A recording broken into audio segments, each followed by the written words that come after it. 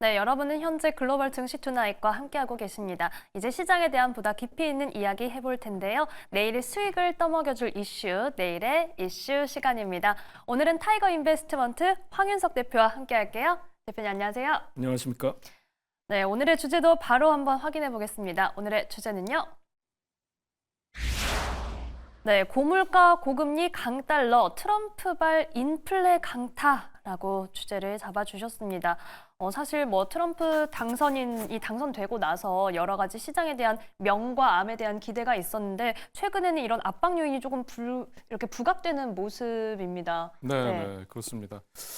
트럼프 2.0 출범 이제 얼마 남지 않았잖아요. 그쵸? 1월 20일인데 이게 앞두고 나서 지금 문제가 되는 게 뭐냐면 10년물, 30년물 국채 금리가 사상 최고치를 지금 육박하고 있다는 거고요. 그다음에 고율 관세 공포 때문에 시중 금리를 자극하면서 금리가 또 오를 가능성이 높다는 거. 이미 국채 금리가 올라가고 있고 또 실세 금리도 올라가고 있습니다. 그리고 달러 인덱스가 좀처럼 떨어지지 않고 있어요. 그래서 그렇죠. 109를 넘어서고 있는데요. 그래서 이런 현상들이 나타나면서 헤지 펀드 쪽에서 5일 연속 차익 실현 매물이 쏟아지면서 지수가 하락하고 또 빅세븐 빅테크 관련주, M7 관련주들이 일제히 하락하는 모습을 보여줬는데요. 자료 화면을 한번 보면서 말씀드려 보도록 하겠습니다. 네. 그래서 미국의 주요 국채 금리 쪽의 최근의 흐름을 한번 보면서 말씀드려 볼 텐데요. 네. 이렇게 국채 금리가 지금 작년 12월 2일과 올해 이제 1월 8일을 보면 30년물이 4.9%까지 급등했고요. 10년물이 4.67%, 그러니까 지금 5%에 육박하는 흐름을 보여주고 있는데요. 이렇게 국채 금리가 급등하는 이유가 뭘까? 세 가지 정도로 이제 압축할 수가 있을 것 같아요. 미국 내 일자리가 증가하고 서비스 지표가 호조를 보인다는 거. 그러니까 너무 고용이 좋아도 안 좋다는 얘기죠. 두 번째는 대규모 감세 이후에 재정 적자가 확대되면 국채 금리가 올라갈 가능성이 높다라는 거고요. 마지막 세 번째는 트럼프의 고율 관세가 부과가 되면 수입 물가 상승하면서 국채 금리도 급등할 가능성이 높다. 이렇게 분석을 할 수 있겠습니다. 그리고 최근에 또 달러 인덱스의 움직임도 한번 보여드리려고 하는데요. 네. 지금 사실상 달러가 지금 어느 정도 고점을 찍고 나서 좀 떨어지는 움직임을 보여야 되는데 지금 저기서 보면 110이 넘어가서 114 정도가 사상 최고치였는데 지금 109를 넘어서서 다시 110에 근접하는 모습을 보여주고 있는데요. 그러니까 우리나라 지금 원달러 환율도 보면 장중에는 조금 1,440원대 뭐까지 50원대까지 떨어지다가 장이 마감되고 역외 환율에선 다시 1,460원대를 넘어가는 흐름이 나타나고 있는데 이거는 정부 당국이나 외환 당국 쪽에서 개입한 걸로 보여집니다. 그런데 이런 그 추세가 빨리 안정을 찾아야 뭐 국내 증시뿐만 아니라 미국도 지나치게 달러가 강달러로 가는 거는 바람직하지 않다 이렇게 볼 수 있을 것 같고요. 이제 2024년도 작년 기준에 통화가치 하락률을 준비해온 자료 화면을 보면서 한번 말씀드리려고 하는데요. 지금 보면은 이 우리나라가 지금 5번째 있습니다. 그러니까 원화 가치가 세계 통화에서 5번째 정도로 지금 가치가 급락했다 이렇게 보여지는데 앞쪽에 있는 나라들은 사실 주요 국가가 아니에요. 남미 쪽이기 때문에 뒤에 있는 나라들을 보면 일본이나 호주, 캐나다, 유로존, 뭐 중국 이런 나라들과 보면 역시 원화의 그 절하폭이 지금 사상 최고다 이렇게 볼 수 있을 것 같아요. 그래서 이런 점들이 지금 그 트럼프발 인플레가 강타해서 증시가 지금 조정을 받는 그런 이유가 아닐까 이렇게 보여지고요. 이러한 국채금리 불안, 그 다음에 공포지수라고 하는 빅스 지수가 또 급등을 했어요. 그래서 개인들의 패닉셀 물량들이 나오고 있고 우리가 그동안 이제 빅테크나 M7들이 사상 최고치를 돌파할 때 과연 어디서 차익 매물이 나올까를 고민을 했었잖아요. 트럼프 취임이 아닐까라고 생각했는데 훨씬 전부터 그러네요. 지금 차익 매물이 네. 나오기 시작하고 있다라는 거는 이제 무작정 미국 주식도 무작정 계속 간다 이렇게 생각하기에는 고점에 올라왔거나 신고가 돌파한 종목들이 많기 때문에 특히 이런 국채금리 급등이라든지 실세금리 상승과 관련된 쪽에서는 기술주들의 추가적으로 계속 랠리가 이어지기는 조금 어렵다 이렇게 볼 수 있을 것 같아요.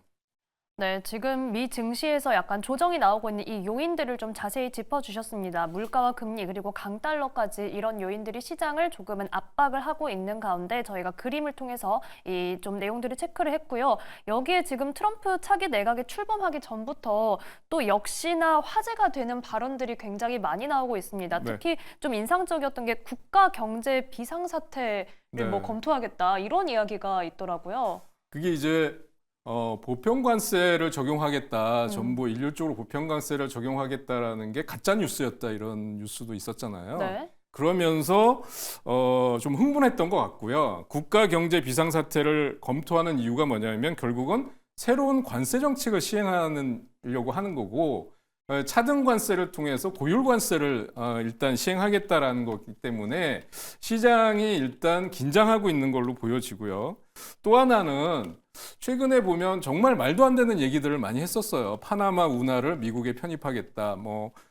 덴마크령인 그린랜드를 미국에서 매입하겠다라는 것도 있었고요. 심지어는 캐나다를 갖다 미국에 51번째 주로 편입하는 것도 검토하겠다 이런 얘기까지 했었는데 네. 사실상 이제 보시면 트럼프의 이렇게 막무가내식 미국 우선주의가 취임 이후에 사실 말 한마디라든지 이런 정책적인 어떤 이슈 같은 것들 때문에 시장이 얼마든지 급등락할 수 있다는 거를 지금 취임 전부터 보여주고 있다 이렇게 말씀드릴 수 있을 것 같아요. 그래서 저는 빅테크라든지 M7 기술주들 중에서 신고가를 돌파했거나 사실상 고점 부근에서 지금 눌림목 구간을 지나고 있는 종목들은 일정 부분 차익 실현도 해가면서 일단 보유 전략도 같이 병행하는 게 리스크 관리도 지금은 어느 정도 생각을 하셔야 될 것 같다 이렇게 말씀드리고 싶습니다.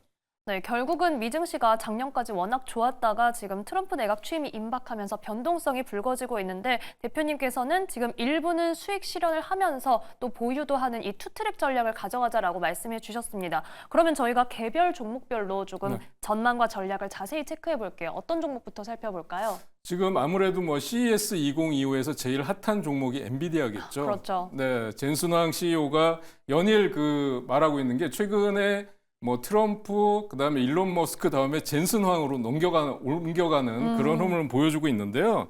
지금 기조연설에서 블랙웰을 언급을 했어요.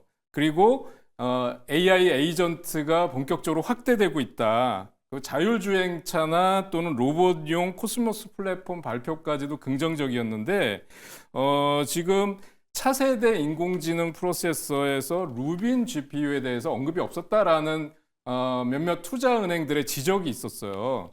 차트를 보면서 제가 한번 말씀드려 보면 사실상 엔비디아는 여기서 153달러 신고가를 돌파를 했습니다. 그러니까 이게 CES 2025에서 이제 젠슨황 기조연설을 했을 때죠. 그런데 장대 음봉을 여기서 만들었고요. 거래량이 다소 급증하는 모습을 보였고 그 다음 날에 지금 주가가 어떻게 될까 사실은 좀 걱정을 했었는데요.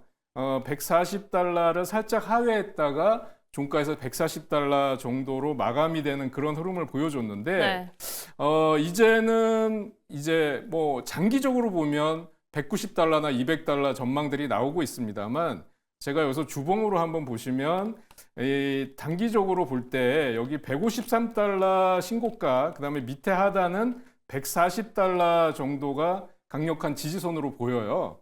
그래서 지금 저는 153달러 근접하거나 이걸 강하게 넘지 못하면 저는 차익 실현을 좀 어느 정도 하는 게 좋겠다고 생각하고요.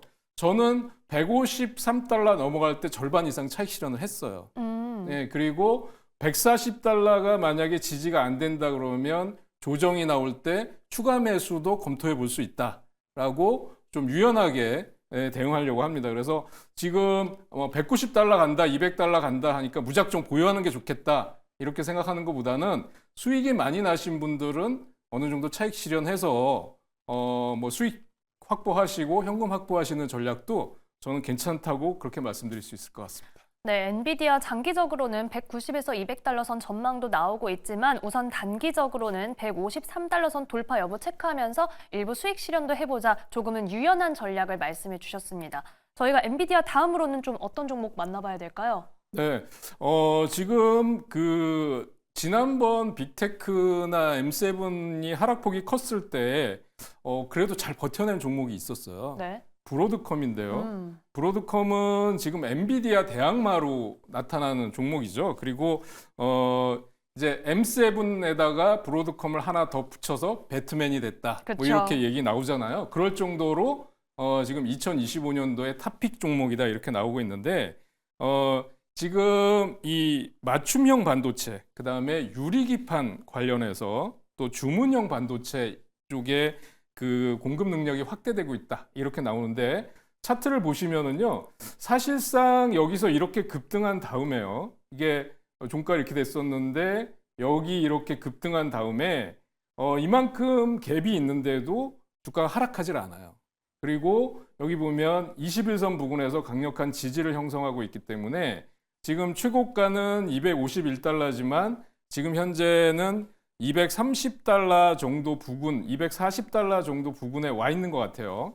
그래서 지금 제가 볼 때는 220달러 정도가 지지가 된다고 하면 크게 흔들림은 없을 걸로 보여지고요. 네. 그래서 저는 오히려 브로드컴 같은 경우는 220달러 내려오면 한번 조금 모아가는 전략도 괜찮아 보인다. 왜 그러냐면 빅테크가 조정받을 때 잘 버텨냈고요. 그다음에 여기서 보면 거래량이나 이런 쪽에서 어떤 차익 매물이 나오지 않았다라는 점을 저는 이제 주목을 하고 있고요. 그래서 지금 브로드컴 같은 경우는 조정 시 분할 매수도 괜찮아 보인다 말씀드릴 수 있을 것 같습니다. 네, 브로드컴은 220달러 선이 지지되면 큰 흔들림이 없을 것이다. 모아가는 전략 말씀해 주셨습니다. 다음으로 저희가 또 역시나 긍정적으로 좀 기대감 갖고 볼 수 있는 종목이 있을까요? 네. 뭐 여러 차례 말씀드렸던 것 같은데 우버라는 종목을 한번 말씀드려 보려고 네. 합니다. 그 우버라는 종목은 다른 빅테크나 기술주들이 전부 신고가나 저 꼭대기에 있잖아요. 그런데 우버는 지금 여기서 보시면 여기까지 쭉 하락한 다음에 여기서 본격적인 상승이 나오고 있다가 여기서 음봉을 맞은 그런 상태거든요. 그래서 고점에서 살짝 음봉을 맞았는데 지금 어떤 이슈가 있냐면 최근 엔비디아와 자율주행 기술 개발에 협력을 했고요. 그동안 리프트라는 차량 공유 업체가 했던 델타 항공과의 미국 내 차량 공유, 독점 차량 공유 및 배달 앱 관련 것을 이제 우버가 따냈어요. 그리고 이 구글의 웨이모, 테슬라들과 자율주행 기술을 공유하고 있다. 그래서 성장성 면에서 저는 뭐 조정이 나오더라도 빅테크가 조정이 나오더라도 우버는 상승 추세를 유지해 갈 수 있지 않을까 기대를 하고 역시 뭐 저가 매수 내지는 보유 전략을 추천해 드리도록 하겠습니다. 네, 우버에 대해서 긍정적인 관점과 함께 보유 그리고 저가 매수 전략 말씀해 주셨습니다. 자, 저희가 종목별 전망을 체크해봤고 또 앞으로 이제 새해에 이어지는 일정들이 있죠. 시장 변수와 전망 체크해보겠습니다. 네, 이제 그 1월 10일 금요일장에 발표되는 12월 고용 보고서가 중요할 것 같아요. 그래서 네. 아까 말씀드린 국채금리 하락의 요인이 될 수 있을까라는 점 한번 체크해 보시고요. 그러니까 소비가 어느 정도 계속 받쳐주느냐, 미국 증시가 강하냐 하는 측면을 볼 때는 그 미시간대 소비 심리 평가 지수 한번 보셔야 될 것 같고요. 그다음에 내주부터 본격적으로 시작되는 JP 모건 헬스케어 쪽에서 저는 뭐 일라이릴리나 노보노디스크 같은 비만 당뇨 치료제뿐만 아니라 일부 신약 개발하는 기업들도 저는 좋게 보고 있습니다. 그다음에 12월 CPI가 발표되는 15일 도 사실 그 중요한 변수가 될 거라고 보고 있고요. 트럼프 취임 이후에 트럼프의 그 막무가내식 미국 우선주의, 고율 관세 정책 이런 것 때문에 시장이 크게 흔들릴 가능성이 있다. 그래서 제가 말씀드린 것처럼 많이 오른 종목들은 차익 실현하면서 오히려 그 경기에 그렇게 민감하지 않은 실적주들 지금 보면 에너지나 헬스케어 이런 쪽에 움직임이 있거든요. 그래서 에너지 기업들 또는 헬스케어 기업들, 소비 관련 기업들, 그동안 못 간 기업들을 일단 저점 매수로 한번 포트폴리오를 교체해보는 전략으로 가져가시는 게 좋지 않을까 그렇게 말씀드리고 싶습니다. 네, 포트폴리오 교체 전략을 말씀해 주셨고 JP모건 헬스케어 컨퍼런스 일정도 짚어주셨는데 그럼 저희가 마지막으로 종목 딱 하나만 더 살펴볼까요? 정말 간략하게 보겠습니다. 네, 마지막 종목은 제가 그동안 말씀드렸던 넷플릭스예요. 지금 보시면 941달러 정도에서 완만한 하락세를 보이고 있는데 OTT 중에서 역시 독보적인 위치에 있다라는 거고요. 오징어 게임 시즌 2는 끝났지만 이제 시즌 3에 대한 기대감들이 유튜브를 보니까 해외 반응이 뜨겁더라고요.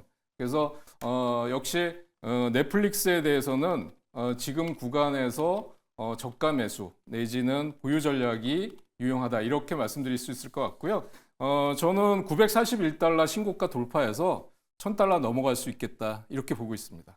넷플릭스에 대해서 1000달러 선 돌파 가능성에 대한 전망 제시해 주셨고 실적주로서 꾸준히 강조해 주셨습니다. 지금 구간에서 매수 가능하다라고 짚어주셨으니까요. 참고해 보시죠. 오늘 말씀 여기까지 듣겠습니다. 지금까지 타이거 인베스트 황윤석 대표와 함께했습니다. 고맙습니다.